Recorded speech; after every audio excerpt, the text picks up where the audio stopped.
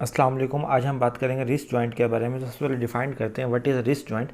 Wrist joint is a synovial joint which variety ellipsoid variety of the synovial joint which take place between the lower end of the radius and between the three bones. कौन सी bones हमारे पास होंगी?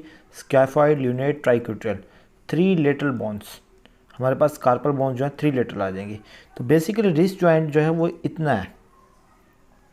तो फिर बाकी ये क्या चीज़ है? ये है इंटरकार्पल जॉइंट्स जो दो कार्पल्स के दरमियान होंगे, और ये हमारे पास जो ये जॉइंट्स होंगे वो कार्पो मेटाफ्रिंजल जॉइंट्स होंगे जो कार्पल्स और मेटाफ्रिंजल मेटाकार्पल्स के दरमियान होंगे।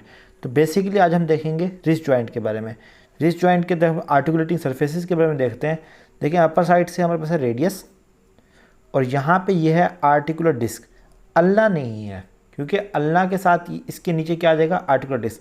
तो ये देखें ये कैविटी बन रही है जो किस शेप की है? एलिप्सॉइड शेप की है, इसलिए इसे एलिप्सॉइड जॉइंट भी बोलते हैं या कॉन्डाइलर जॉइंट भी बोलते हैं। कॉन्डाइलर जॉइंट इसलिए बोलते हैं कि ये देखें ये है कॉन्डाइल की शक्ल का, एक राउंडेड शक्ल के तीनों मिल रहे हैं और यहाँ पे एक कैविटी बन रही है, इसलिए इस जॉइंट को कहा है ellipsoid variety of the synovial joint. Articulating surfaces में अपर साइड पे है lower end of the radius and the articular disc और लोअर साइड पे है three bones scaphoid, lunate, triquetral. अगर आपको इसका कोड भूल रहा है तो आप याद रखिएगा, she is too pretty tries to catch her, या फिर जो नॉर्मल हमारा जो कॉमनली यूज़ है वो है सारे लॉरेंट टिंडे पकाए टिंडे तेरे कच्चे हैं।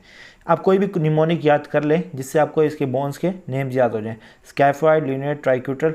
अच्छा, इसमें इंपॉर्टेंट बात यह है पिसिफॉर्म जो है वो इस जॉइंट में इन्वॉल्वमेंट नहीं है। उसकी रीज़न ये है पिसिफॉर्म जो है यहाँ पे ऐसे सेपरेट जॉइंट में इन्वॉल्व नहीं है, वो सीसामाइड बोन है। सीसामाइड बोन उस बोन को कहते हैं जो बेसिकली खुद एक टेंडन के दरमियान में, एक मसल के टेंडन के दरमियान में एग्जिस्ट कर रही हो, एक सेपरेट से बोन ना हो। तो इसलिए ये पिसिफॉर्म बोन इस जॉइंट में इन्वॉल्व नहीं है। इस जॉइंट में कौन कौन सी बोन इन्वॉल्व है? स्कैफॉइड, ल्यूनेट, ट्राइक्यूट्रल, रेडियस और आर्टिकुलर डिस्क। अब हम देख लेते हैं इसके लिगामेंट्स। तो याद रखिएगा इसके लिगामेंट्स है 5। डेफिनेटली साइनोवियल जॉइंट है तो सबसे पहले इसका लिगामेंट होगा कैप्सुलर लिगामेंट। कैप्सुलर लिगामेंट की अटैचमेंट कहाँ कहाँ होगी?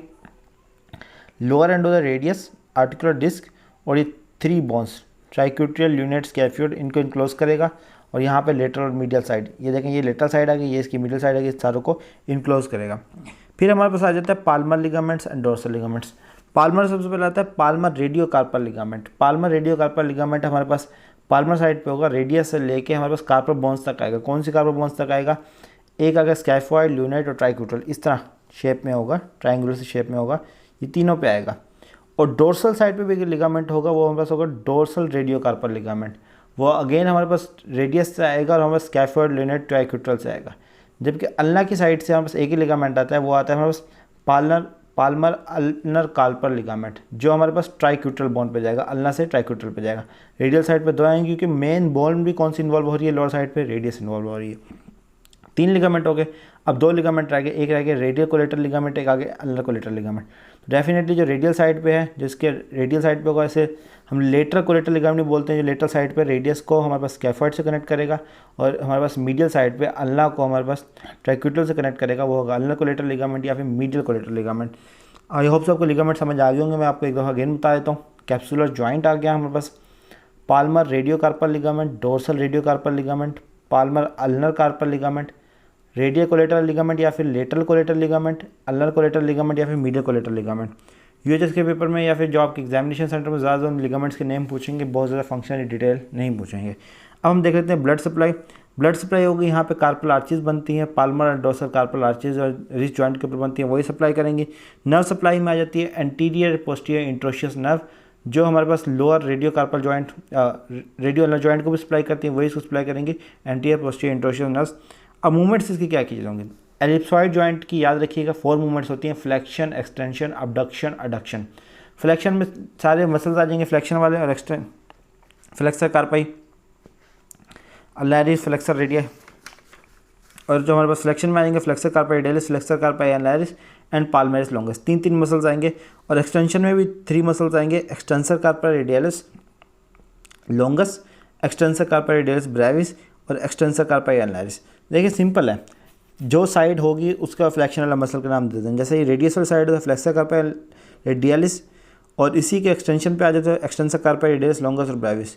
In the same case extension पे आ जाए तो हमारे पास आ जाएगा फ्लेक्सर कार्पाई एनालिसिस, और एक्सटेंशन पे आए तो extensor कार्पाई analysis. Simple is that. अब हम देख लेते हैं अबडक्शन और अडक्शन। देखें अबडक्शन मूवमेंट कौन सी होगी, अडक्शन मूवमेंट कौन सी होगी।